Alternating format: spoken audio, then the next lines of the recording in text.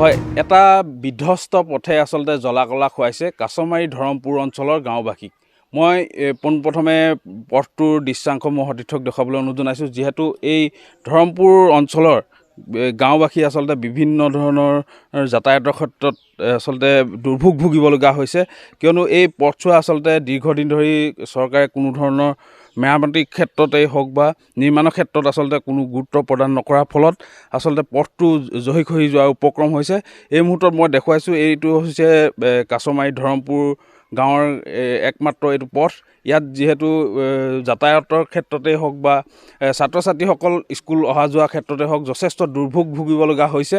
আৰু এই অঞ্চলটোত আচলতে এম্বুলেঞ্চে কোনো কাৰণত এই পথছোৱাইদি যাব নোৱাৰে, যিহেতু গাঁৱৰ কোনো ৰোগী ইয়াত ৰোগী হ'লে আচলতে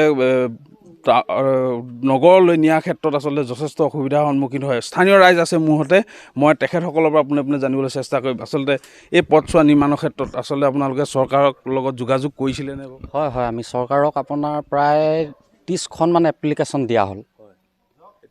এতিয়ালৈকে চৰকাৰে আমাৰ পথটোলৈ চকু মেলি চোৱা নাই।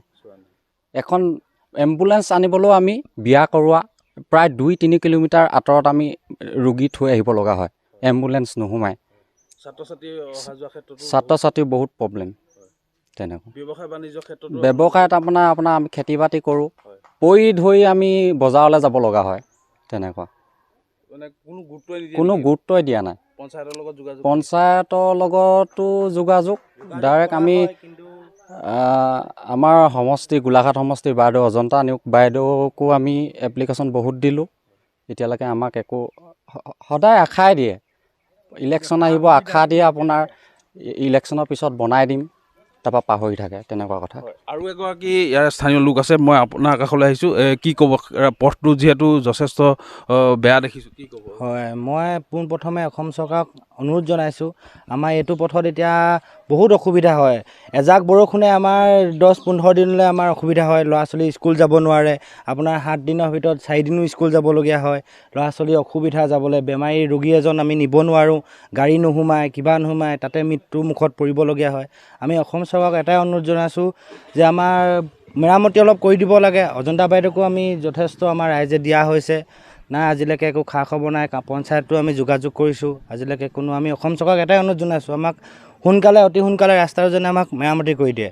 ল'ৰা ছোৱালী স্কুল যাব নোৱাৰে, বহুত কষ্ট হয় মানে। আৰু আমাৰ প্ৰায় এখন পিছপৰুৱা গাঁও, সকলোৱে খেতি বাতি কৰিয়ে খায়।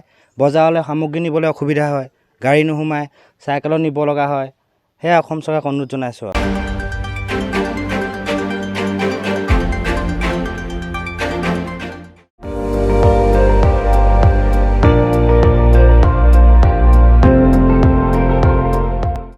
আপুনি চাই আছে ND24, সৰ্বশ্ৰেষ্ঠ নহয়, সৰ্বোত্তমৰ দৌৰ।